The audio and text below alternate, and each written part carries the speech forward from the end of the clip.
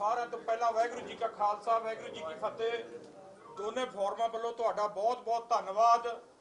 साडे छोटे जे निक्के जे सद्दे ते तुसीं वड्डी गिणती च आए हो। अज अहम विचारां तुहाडे नाल सांझियां करनियां। दूजे फोरमां ने संयुक्त किसान मोर्चा, गैर राजनीतिक अते KMM किसान मजदूर मोर्चा। ते मेरे सज्जे मैं दास गुरिंदर सिंह भंगू, मेरे नाल बैठे ने कुहाड़ साहब, अभिमन्यू कुहाड़ जी हरियाणे तो, जगजीत सिंह डल्लेवाल साहब, सरजीत सिंह फूल साहब उन्होंने नाल बैठे ने, तेजवीर सिंह तेजी हरियाणे तो, मलकीत सिंह KMM तो, गुरदास सिंह नॉन पोलिटिकल तो, औरख साहब ये भी नॉन पोलिटिकल तो। हुण मैं बेनती करा डल्लेवाल साहब नूं वो तुहाडे नाल वार्ता साझी करनगे। सत्कारयोग पत्रकार साथियों, आज की प्रेस कॉन्फ्रेंस का मेन एजेंडा ये है कि एक तो आपने देखा है कि पिछले दिनों से साडी माननीय हाई कोर्ट जी का फैसला आया रास्तों को खुलवाने के लिए। हाई कोर्ट के फैसले के बाद जो हरियाणा गवर्नमेंट ने अगले पासे अपना काम किया वो भी आप सबके सामने है। उसके साथ साथ एक इशू है कि जो हमारा नौजवान नवदीप जलवेड़ा जेल में बंद है, उसको रिहा करवाने के लिए हमारा प्रोग्राम दिया हुआ है 17 और 18 जुलाई का। वो एज इट इज जारी है जब तक सरकार उन्हें रिहा नहीं करती। अगर सरकार उनको रिहा कर देती है तो फिर कोई किसी तरह का मतलब वहाँ पे जाकर प्रोटेस्ट करने की कोई मतलब नहीं होता। तो अगली बात जो बड़ी इम्पोर्टेंट मैं आप सबके साथ साझी करनी चाह रहा हूँ वो ये है कि देखिए, जिस समय शुभकरण के मैटर के ऊपर चर्चा हो रही थी तो हमारे माननीय हाई कोर्ट की तरफ से हरियाणा गवर्नमेंट के ही एक अधिकारी झज्जर के कमिश्नर साहब को, कमिश्नर पुलिस कमिश्नर को ये जांच सौंप दी गई है। ये बहुत अन्यायपूर्वक बात हो रही नजर आ रही है हमारे साथ, क्योंकि जिस समय Punjab and Haryana high court की तरफ से एक रिटायर जज की अगुवाई में एक कमीशन बनाया गया था, उस समय हरियाणा गवर्नमेंट सुप्रीम कोर्ट गई है। वहां जाकर उन्होंने जो बात कही है वो बड़ी समझने वाली है। वहां पे ये कहा है कि इस जांच को रोका जाए, अगर ऐसी जांच होगी तो फिर पुलिस का जो मनोबल है वो गिरेगा। सेकंड बात उन्होंने ये बात कही, बड़ी डेंजरस बात है। उन्होंने ये कहा कि अगर ऐसी इन्वेस्टिगेशन होती है तो फिर आगे से पुलिस किसी तरह की फायरिंग करने से हिचकिचाएगी। इसका मतलब क्लियर हो गया कि फायरिंग भी उन्होंने की, हमारे किसान जख्मी किए, हमारा एक किसान शहीद किया, लेकिन उसकी इन्वेस्टिगेशन भी ना हो पाए ठीक ढंग से, उसके लिए वहां तक गए। इसका मतलब क्लियर है कि अपने अधिकारियों के ऊपर शेल्टर करने का पूरा प्रयास किया, शेल्टर देने का हरियाणा गवर्नमेंट की तरफ से। अगर ऐसा है तो फिर उसी हरियाणा गवर्नमेंट के किसी अधिकारी को इन्वेस्टिगेशन देना, तो ये समझ में नहीं आ रहा कि कैसे हो रहा है। वहां से इंसाफ मिलने की उम्मीद नहीं बचती हमारे लोगों को। हमारी अपील है, हमारा निवेदन है कि माननीय हाई कोर्ट इस बात के ऊपर पुनः विचार करे। उन लोगों को वो इन्वेस्टिगेशन देना उचित नहीं है, जो हमारा मानना है। दूसरी बात, एक बात और है कि रास्ता खुलवाने के मामले में मानयोग सुप्रीम कोर्ट ने ये कहा, हाई कोर्ट ने ये कहा कि ये रास्ता हरियाणा गवर्नमेंट तुरंत खोले विद इन वीक, और उसके बाद हरियाणा गवर्नमेंट सुप्रीम कोर्ट में जाती है। तो इसका अर्थ ये निकलता है, स्पष्ट हो गया, हमने पहले भी ये कही थी बात, कि रास्ता किसानों ने ना रोका था, ना रास्ता रोकने की कोई हमारी भावना थी। लेकिन हम तो दिल्ली के लिए निकले थे, रास्ता तो हमारे आने से 5 दिन 6 दिन पहले ही बंद हो गया था। तो किसानों को बदनाम करने के लिए एक नैरेटिव सृजने का प्रयास किया गया। तो अब हमारे सभी भाइयों को, और खास तौर पर मैं ये कहूँगा व्यापारी भाइयों को, वैसे उनको समझ भी आ रही है, आने लगी है, उनको सबको मिलकर हरियाणा गवर्नमेंट के ऊपर दबाव बनाना चाहिए कि वो रास्ता खोलें और हम अपना प्रोटेस्ट करने का जो हमारा दिल्ली का प्रोग्राम है वो कर पाएं। ये हमारा फैसला है कि जब भी रास्ता खुलता है, रास्ता खुलने के बाद हम अपना ताम जाम इकट्ठा करेंगे, सामान इकट्ठा करेंगे। वो सारा सामान आप सबने हमारे से ज़्यादा देखा है, घर बन चुके हैं, उनको इकट्ठा करने पे थोड़ा समय लगेगा। सिर्फ उतना समय हम लेंगे और उसके बाद हमारा प्रोग्राम है जो हम दिल्ली की तरफ मतलब कूच करेंगे। हमारा इतना, हमारे साथी हैं हमारे साथ सरजीत फूल जी, आगे की बात ये रखेंगे। और उसके बाद मैं ये बात बताऊं कि वहाँ पे जो हुआ वो इस लैपटॉप के माध्यम से आपके सामने पूरी की पूरी कहानी रखने की हम प्रयास करेंगे। काइंडली उसको थोड़ा जरूर अपने अपने कैमरों में दिखाने का प्रयास करना। सुरजीत जी। सारे मीडिया साथियों, जिवें डलेवाल साहब ने दस्सिया भी जो सिट बनी है SIT हाई कोर्ट के हुक्मां ते, उसका इन्वेस्टिगेशन का विषय की है। इन्वेस्टिगेशन का विषय ये है भी जो शॉट गन के नाल ये क्लीयर हो गया भी शुभकरण की जिहड़ी मौत है ਉਹਦੇ ਵਿੱਚ ਜਿਹੜਾ पोस्टमार्टम भी होया, होर भी सारे हैगे आ भी मैटल के ਉਹਦੇ ਵਿੱਚ अंश है ਜਿਹੜੇ धात ਦੇ पाए गए शॉट गन के नाल। शॉट गन का मीन च भी नेड़ियों ਜਿਹੜਾ फायर करने वाला वैपन है कोई ਉਹਦੇ ਨਾਲ ਉਹਦੀ मौत हुई है। ਹੁਣ सिट ने ये करना है बई ਇਹ शॉट गन है ये किधरों आई है, ये ਕਿਹੜੇ ਪਾਸਿਓਂ आई है। ਕਹਿਣ ਦਾ ਭਾਵ ਉਹਦੇ ਵਿੱਚ ਇਹਦਾ ਵਿਸ਼ਾ ਹੀ ਦੱਸਦਾ ਵੀ ਉਹ ਕਿਸਾਨਾਂ ਨੂੰ ਵੀ ਉਹਦੇ ਵਿੱਚ ਉਹਨਾਂ ਨੇ शक के घेरे च लै जाता भी यह किसानों वाले पासे भी आई हो सकती है। असी हुण तक हाई कोर्ट का जो कमिशन बनया साबका रिटायर्ड जज की अगवाई के विच उहदे कोले भी असी सारे प्रूफ रखे है। असी जो उत्थे जिन्ने भी विस्फोटक हथियार वरते गए ने वो सारे रखे है। असी वीडियो भी दिखाई है जिहड़े उन्हां दे बंदे है नेड़ेओ फायर करते दिस रहे है। वो वीडियो भी दिखाई है असी हाई कोर्ट के जिहड़ा कमिशन सीगा उसनों, ते नाल जो गालां कढ़दियां वो भी दिखाए हुए ने वो। सो इस करके जिहड़ी इहनूं इस दे घेरे च लै आउणा किसानां नूं भी की इन्हां तो तां नहीं कोई इन्हां वाले पासे तो नहीं शॉट गन चली। ये असी समझदे भी साफ है जिहड़ा वो दोषियां नूं बचाउण दी खातर है। तो फिर गाहां इहदी जिहड़ी इनकुआयरी भी है, इन्वेस्टिगेशन भी है। सिट दा जिहड़ा पुलिस दा मुखी है, सिट दा जिहड़ा मुखी है वो हरियाणे पुलिस के झज्जर जिले का भी मुखी है। कि वो जिहड़ी पुलिस पहले ही कहती है भी ये कमिशन ही नहीं बनना चाहिए है हाई कोर्ट वाला, यही कमिशन गलत बनया, उन्होंने रोकने की खातर उन्होंने 100 हीले वरते है।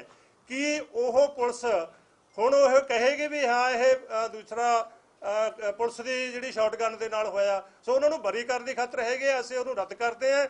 साडे असीं तुहानूं भी सबूत दिखावांगे अज सारा जिहड़ियां वीडियो हैगियां जिहदे च क्लीयर दिसदियां ने वो। तो बंदियां दियां जिहड़ियां जैकट है वो सिविल के बंदे ने दिस रहे ने, जैकट उन्हां दियां पाईआं होईआं ने पैरामिलिटरी फोर्स वालियां, वो गालां भी कढ़ रहे हैं, झंडा भी पाड़ रहे हैं। पुलिस वाले जिहड़े पैरामिलिटरी फोर्स दे विच नहीं हुंदा भी कोई गालां कढ़दे होण झंडे पाड़दे होण, वो साफ ही दिस रहे हैं प्राइवेट बंदे है।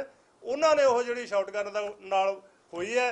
असीं ये इंसाफ की खातर है अखीर तक असीं लड़ांगे, लीगल फाइट भी लड़ांगे, एजुटेशन भी लड़ांगे भी जिहड़ा शुभकरण दे जिहड़े असल कातल है। साडे कोले होर भी प्रूफ आए ने, साडे कोल चिट्ठियां भी आईयां ने कुछ बंदियां दियां, वो असीं किते फिर कमिशन मूहरे रखांगे भी असीं गवाह हैगे आ। साडे कोल एक चिट्ठी आई है किसी बंदे ने पाई है, पंचकुले का बंदा है भी मैं साबित करूँगा ये भी आ बंदियां ने गोली चलाई है तो इन्हां दी लोकेशन कढ़ लो उस दिन, वो असीं सारे दे सारे रखांगे। सो इस करके इहनूं भी बरी करिया जावे असल दोषियां नूं, ये असीं कदाचित बर्दाश्त नहीं करांगे। ਹੁਣ ਮੈਂ ਬੇਨਤੀ ਕਰਾਂ ਅਵਨੂ ਕੁਹਾੜ ਜੀ ਹਰਿਆਣੇ ਤੋਂ, ਇਹ ਤੁਹਾਡੇ ਨਾਲ ਜਿਹੜੀ ਵੀਡੀਓ ਵਗੈਰਾ ਉਹ ਤੁਹਾਡੇ ਨਾਲ ਦਿਖਾਉਣਗੇ, ਤੁਸੀਂ ਆਪਣੇ ਕੈਮਰਿਆਂ 'ਚ ਕੁਹਾੜ ਸਾਹਿਬ मीडिया ग्रुप की बात। देखिए सबसे ठीक है जी, करें शुरू। देखो सबसे सबसे पहली बात तो जैसा आदरणीय डलेवाल जी ने भी बताया कि किस तरीके से हरियाणा सरकार सुप्रीम कोर्ट गई थी कमीशन की जांच के खिलाफ, उसी तरीके से कुछ ही दिन पहले हरियाणा के पूर्व गृह मंत्री अनिल विज जी का भी बयान है कि वो जिम्मेदारी लेते हैं और वो जिम्मेदार हैं इस गोली चलने के, क्योंकि वो गृह मंत्री थे और वहीं से आदेश हुआ था। ये मीडिया के माध्यम से भी पूरे देश ने देखा। तो गृह मंत्री का स्वयं का बयान ये बताने के लिए मोर देन सफिशिएंट था कि हरियाणा सरकार की तरफ से ही गोलियां चलाई गई। इसके अलावा साथियों, जो एक नैरेटिव सेटअप करने का प्रयास किया गया भाजपा सरकार द्वारा कि भाई गोली शॉटगन से चली है और हरियाणा पुलिस तो शॉटगन इस्तेमाल ही नहीं करती। 2020 में बहुत सारे प्रतिष्ठित अखबारों की रिपोर्ट्स हैं, वो हम आपके साथ साझा भी करेंगे कि किस तरीके से इंटरनेशनल शूटर ने हरियाणा पुलिस के जवानों को शॉटगन चलाने की ट्रेनिंग दी है। ये खुद हरियाणा पुलिस के सीनियर अधिकारी बता रहे हैं कि हरियाणा पुलिस को ऐसी ट्रेनिंग दिलवाई गई है कि शॉटगन किस तरीके से चलाई जाती है। बहुत सारी ट्रेड फेयर्स की वीडियो है जिसमें रैपिड एक्शन फोर्स वाले जवान दिखा रहे हैं कि वो किन किन वेपन्स का इस्तेमाल करते हैं। उन वेपन्स में भी चाहे वो पैलेट गन हो चाहे वो शॉटगन्स हैं, उन्होंने स्वीकार किया है कि वो उनका इस्तेमाल करते हैं। और हमारे पास बहुत सारी वीडियोस भी हैं, मैं आपको एक एक करके अगर दिखाऊंगा, वो हम आपके अपना जो प्रेस का ग्रुप है उसके माध्यम से भी आपको डायरेक्ट हम आपको देंगे। ये देखिए हमारी, ये देखिए आप ये वीडियो, यहाँ पे आप देखेंगे ये जो चला रहा है ये शॉटगन चला रहा है और पीछे एक लोड कर रहा है उसके पीछे। हम आपको ये सारी वीडियोस भेजेंगे। अगर आप इसको दोबारा देखेंगे ये स्पष्ट हो रहा है इसमें कि जो व्यक्ति यहाँ पे चला रहा है ये सीधे इस तरीके के हथियार ये चलाए जा रहे हैं।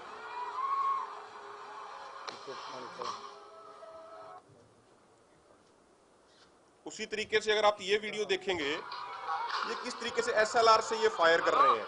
ये सिविल ड्रेस में। सबसे महत्वपूर्ण बात ये है कि कई बार माननीय सुप्रीम कोर्ट ये कह चुके हैं कि भाई किसी भी एजिटेशन में जो पुलिस वालों की ड्यूटी होगी, कोई अपने नेम प्लेट के बिना, कोई अपनी ड्रेस के बिना वहां पे नहीं जाएगा।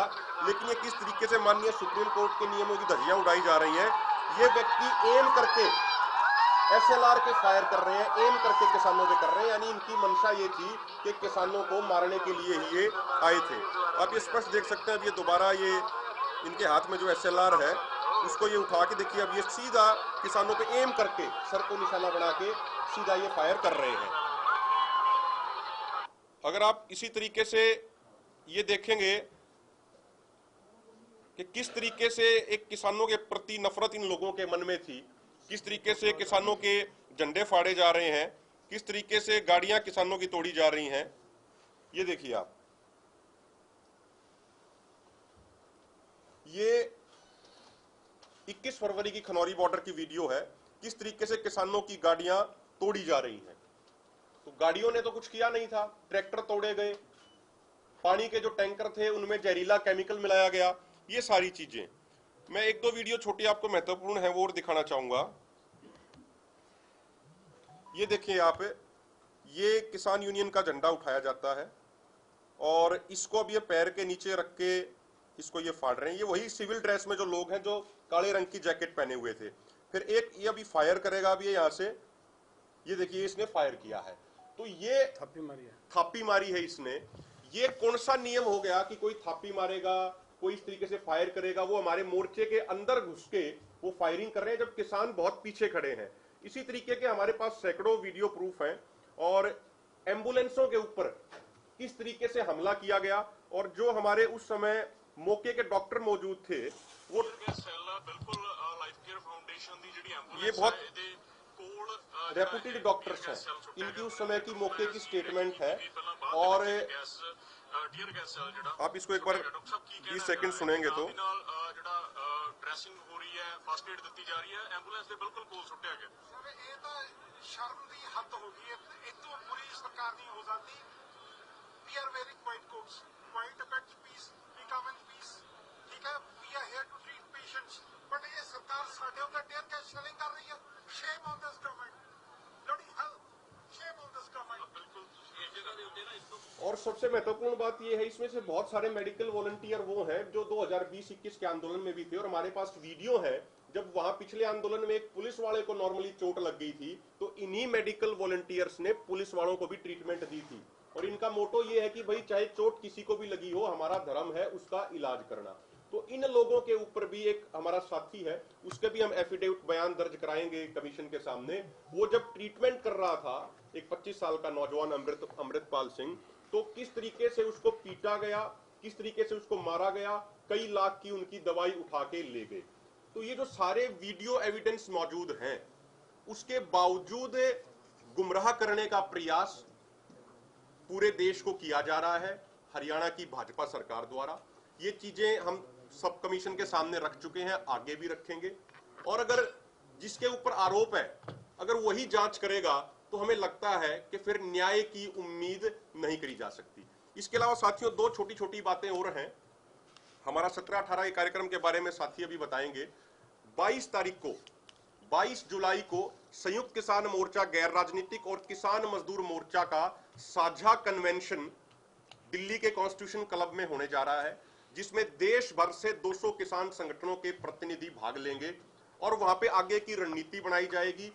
जो हमने गैर भाजपाई सांसदों को एमएसपी गारंटी कानून पे प्राइवेट बिल लाने के लिए जो हमने मेमोरेंडम पूरे देश भर में सैकड़ों सांसदों को दिए हैं, उसी पे आगे की रणनीति बनाई जाएगी। और विपक्ष के जो नेता हैं, चाहे वो राहुल गांधी हो, चाहे अखिलेश यादव हो, चाहे डीएम की पार्टी के स्टालिन हो, या और भी जितने भी विपक्ष के नेता हैं, उनको दोनों फोरम लेटर लिख चुके हैं और उनसे हमने समय मांगा है। और वो समय इसलिए मांगा है कि भाई हम एमएसपी गारंटी कानून पे प्राइवेट बिल को लेकर चर्चा कर सकें। वो बेशक सत्ता में ना आए हों, लेकिन उनकी पार्टी के मैनिफेस्टो में लिखा था कि एमएसपी गारंटी कानून बनाएंगे, किसान मजदूरों की कर्ज माफी के लिए एक संवैधानिक आयोग बनाएंगे, अन्य ढेर सारी बातें उन्होंने कही थी। वो सत्ता में बेशक ना आए हो, लेकिन देश की जनता ने, देश के किसानों और मजदूरों ने इंडिया अलायंस को एक मजबूत विपक्ष की भूमिका दी है। इसलिए उनकी जिम्मेदारी बनती है कि जो बातें उन्होंने कही थी उस पर चलते हुए प्राइवेट बिल लेके आए। तो उसी को लेके विपक्ष के तमाम नेताओं से हमारी मीटिंग भी होगी, उसके लिए हम उनको लेटर लिख चुके हैं। तेजवीर सिंह जी बहुत बहुत पत्रकार बंधुओं का इधर फूड साहब ਤੁਸੀਂ ਉਧਰ ਹੋ ਜੋ ਤੇਜ ਵੀ ਇਧਰ ਆ ਜਾਣਾ।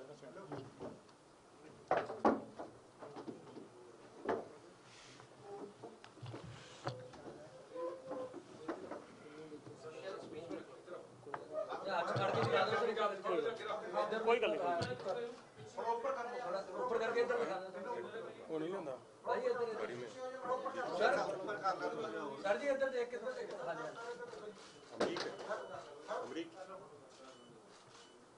वो इंजेक्टर मोटार ले सर एक बार इधर देख लो सर, एक बार भाई इधर एक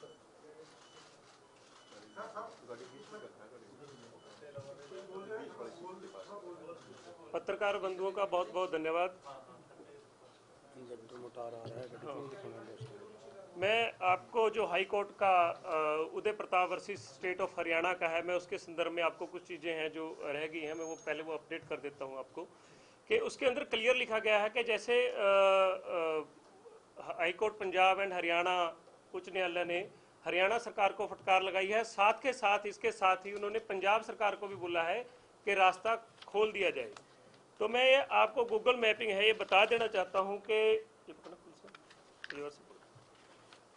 जो रास्ता है, जो बैरिकेशन लगी हुई है, हम पिछली 13 फरवरी से बात बिल्कुल स्पष्ट कर रहे हैं कि बैरिकेशन 300 मीटर पंजाब के अंदर लगा हुआ है।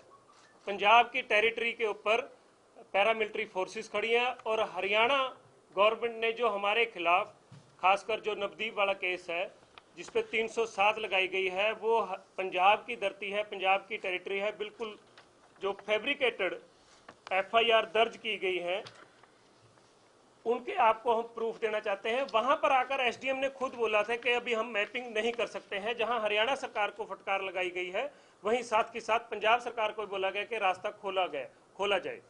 तो इसके साथ ही जैसे डलेवाल साहब ने आपको बताया था कि व्यापारी है, जो अम्बाड़ा का व्यापारी है, उन्होंने भी हमारे ऊपर एक अटैक भी मोर्चे के ऊपर हुआ था जिसमें पंजाब सरकार ने अभी तक कोई कार्रवाई नहीं करी।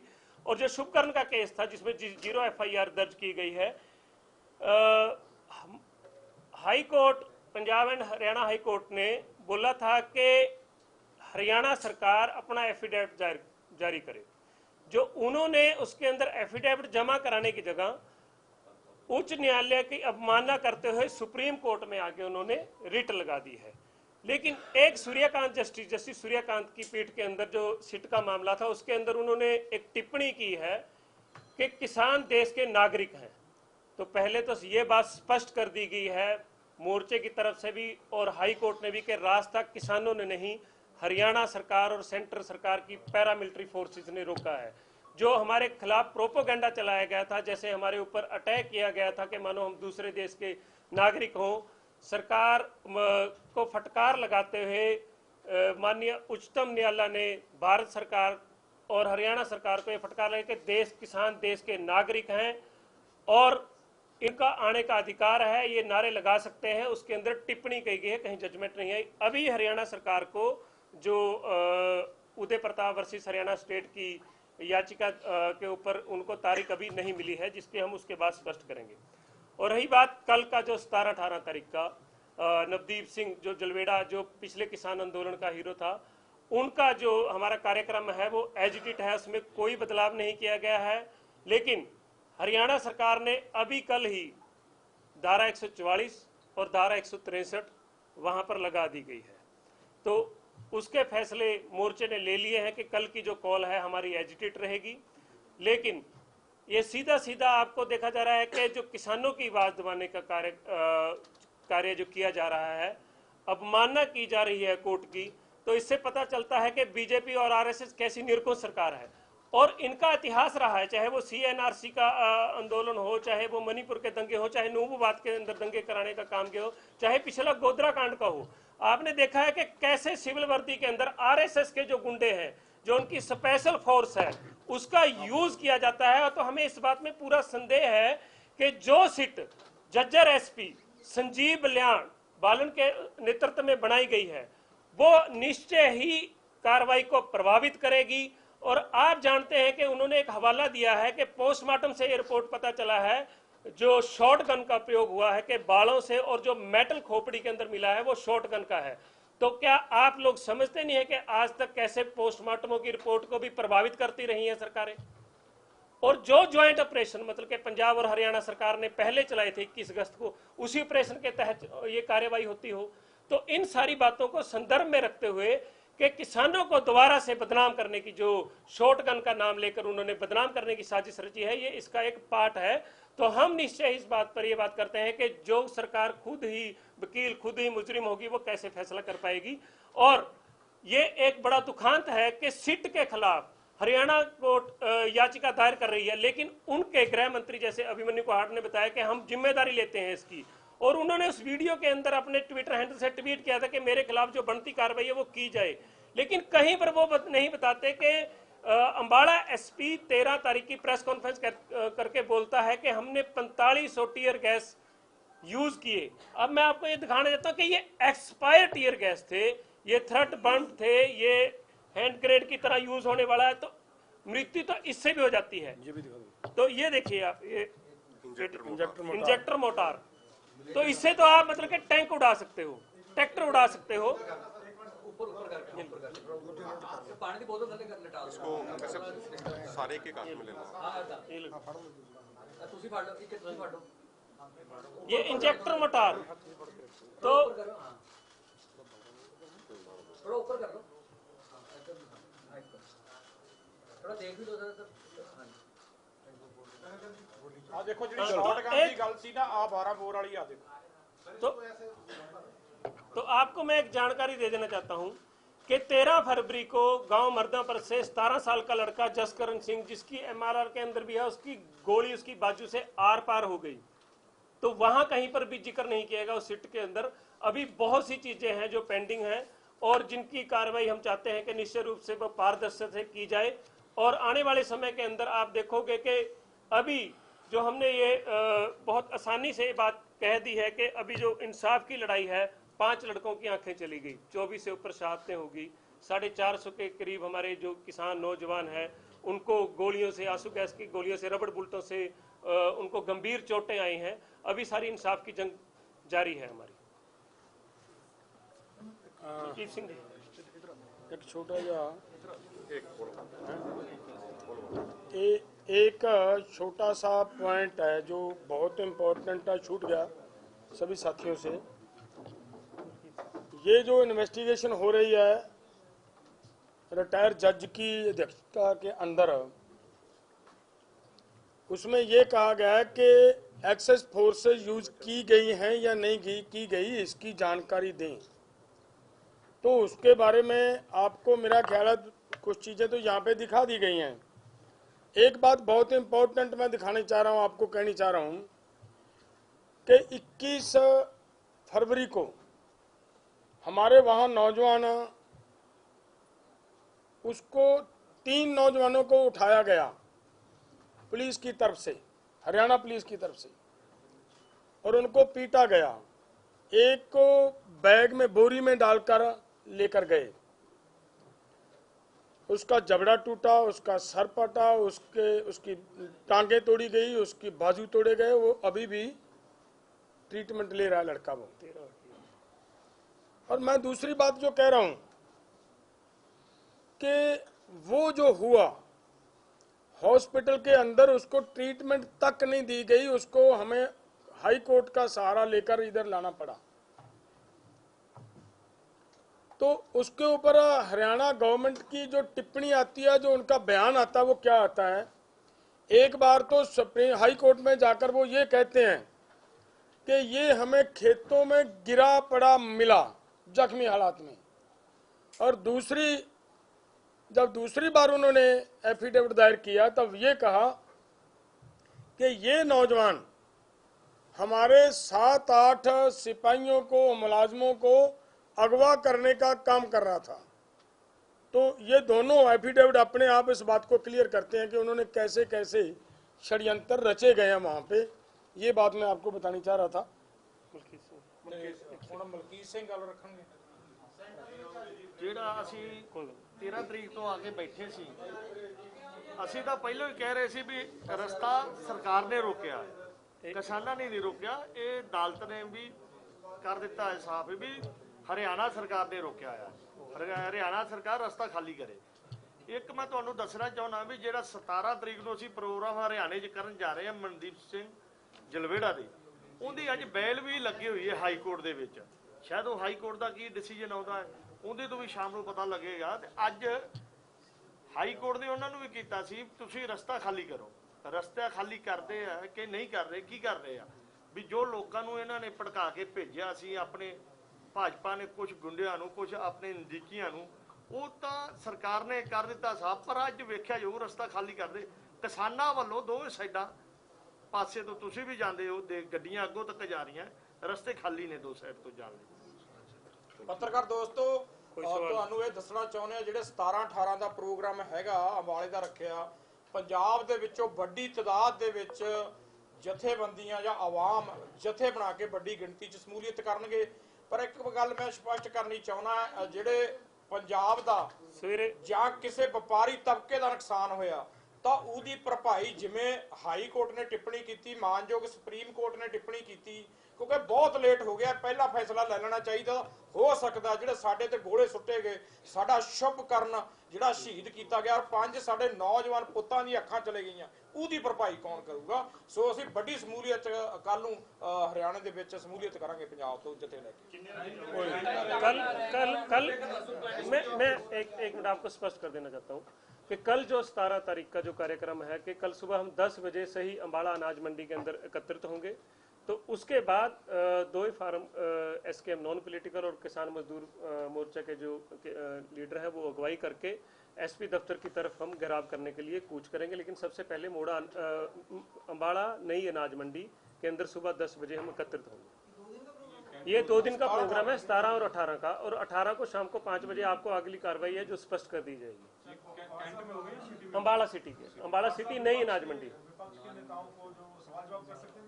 बोलो हाँ, बिल्कुल हाँ, क्वेश्चन ले सकते हो जी। आपने ज्ञापन दिया है और उनसे मिलने का, राहुल गांधी से आप लोग मिलने को तैयार हैं और उसको लेकर क्योंकि वो भी MSP का समर्थन कर रहे हैं, तो आप उनसे मिलने के लिए तैयार हैं? कोई वक्त मिला है या अभी वक्त लेने के लिए बातचीत चल रही है? देखिए तो बोलो करो, बोल दो, आप बोल दो।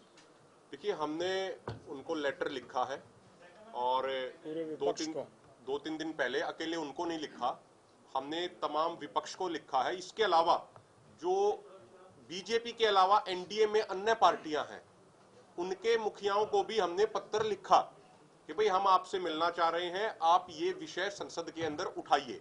तो हमने उनको सबको तमामों को लेटर लिखा है, चाहे राहुल गांधी जी हो, चाहे अखिलेश यादव जी हो, चाहे नीतीश कुमार जी हो, चाहे चंद्रबाबू नायडू जी हो, चाहे स्टालिन जी हो, जितने भी लीडर हैं उनसे हमने लेटर लिखा है और अगर वो समय देंगे तो निश्चित तौर पर मुलाकात करेंगे।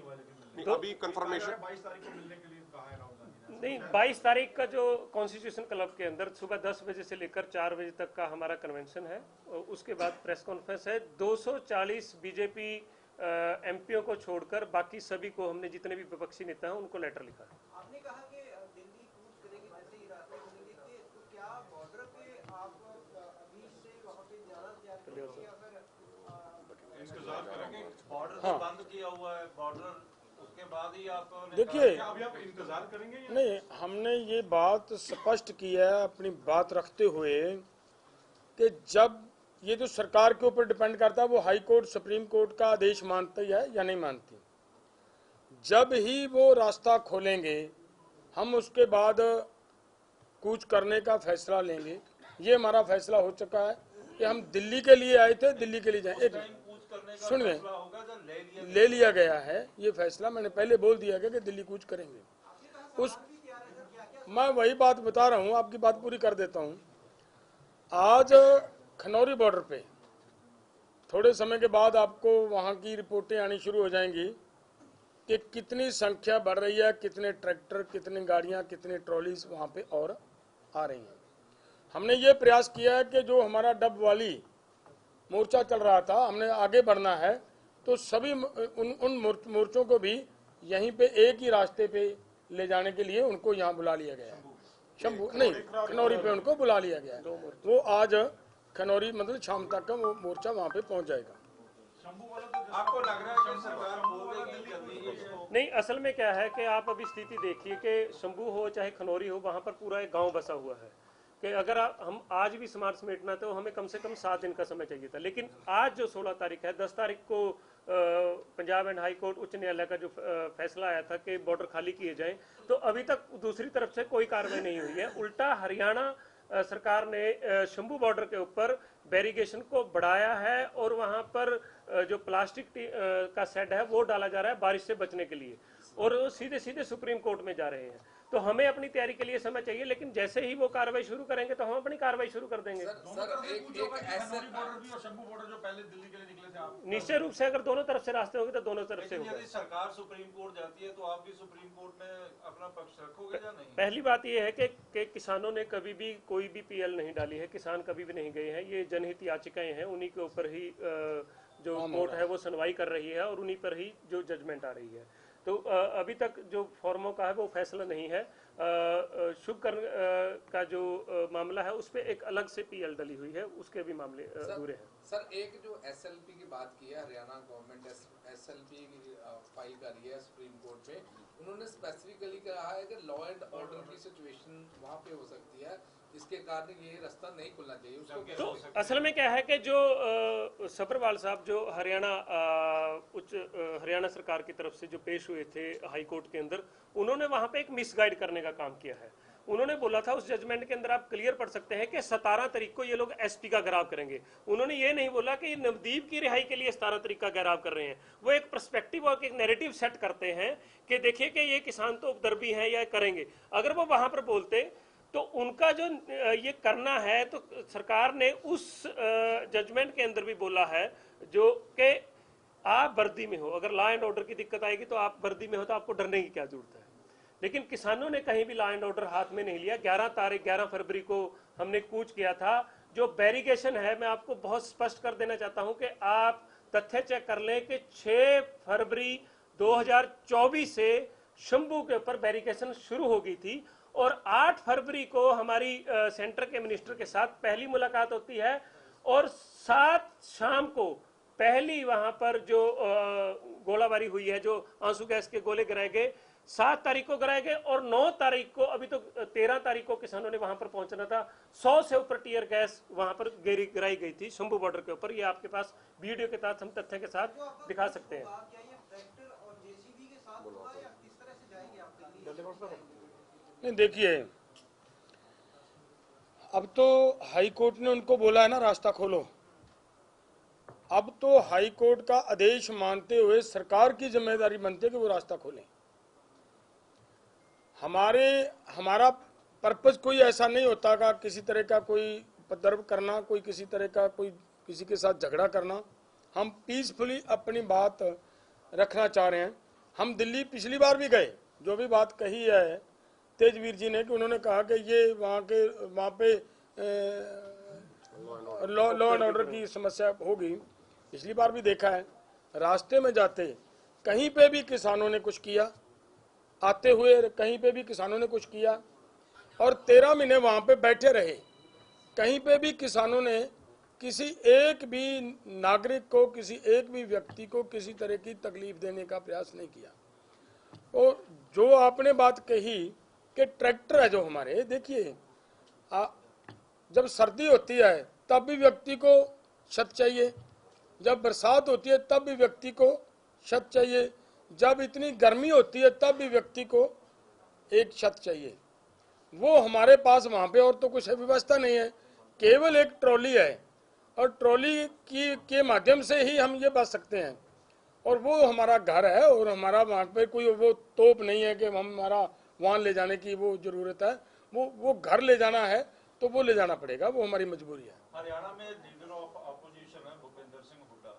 हुड्डा साहब ने कहा कि उन्होंने कहा कि इस जो दीवार की हुई है या बॉर्डर के ऊपर है उसको गैर कानूनी भी कहा है कि यदि कांग्रेस की गवर्नमेंट बनती है, यदि जल्दी इलेक्शन हो जाता है तो वो तुरंत ही हटाने के आदेश पारित कर देंगे। देखिए, मैं एक बात ये कहूँ, ये पॉलिटिकली बातें होती हैं, इन पे हम तो ज़्यादा विश्वास नहीं करते। हमारा इतना है कि अगर वो आएंगे हटाएंगे, वो उनका एक ही तरीका उनके पास है कि अगर वो लोगों के पक्ष में हैं, किसानों के पक्ष में हैं, तो अभी जो सेशन आने वाला, हमारी अपील है, उनको बार बार कही है, मेमोरेंडम्स के माध्यम से भी हमने सब उनको कहा। मैं सुनिए मेरी बात, वो विपक्ष के नेता भी है ना, वो विपक्ष की पार्टी भी तो है ना, इंडिया गठबंधन का हिस्सा है वो, हाँ MP भी है। उनको हमने ये कहा है कि आप प्राइवेट मेंबर बिल लाइए। इसके लिए अगर वो लोगों के लिए इतने सीरियस हैं तो वहां अगर ले आएंगे तो सबको पता चल जाएगा कि वो कैसे। देखिए, हमने पहले से मांग रखा है कि हमें जंतर मंतर पे जाने दिया जाए, प्रायोरिटी है पहली। सेकंड प्रायोरिटी है हमारी वहाँ पे हमें रामलीला मैदान, उसके अलावा और कुछ नहीं है। हमारा रास्ता रोकने की कोई मंशा नहीं है। अगर सरकार हमें वहाँ नहीं जाने देती, जहाँ रोकती है, वो सरकार की जिम्मेदारी होगी।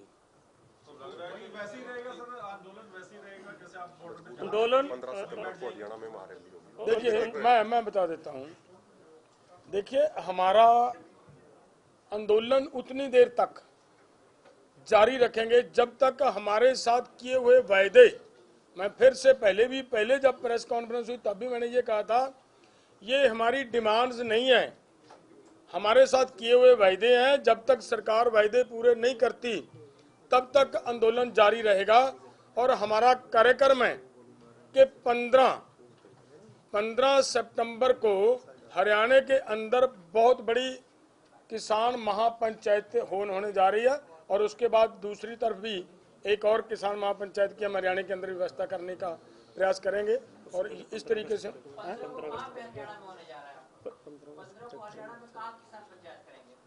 15 सितंबर बोल दिया मैंने, जींद के आसपास के इलाके में पहली, दूसरी इधर आ सकती है, वो हम आपस में फैसला लेंगे मिलजुल कर बैठकर, लेकिन होगी वो अम्बाला साइड पे इधर आएगी। अभी एक जो है उससे पहले हमारी जो 15 अगस्त है, जो उस पर हम पूरे देश के अंदर जहां तक होगा इसके हम नॉन पॉलिटिकल और किसान मजदूर मोर्चा के जितने भी संगठन हैं वो ट्रैक्टर मार्च निकालने का जो कार्य है वो भी हम करेंगे।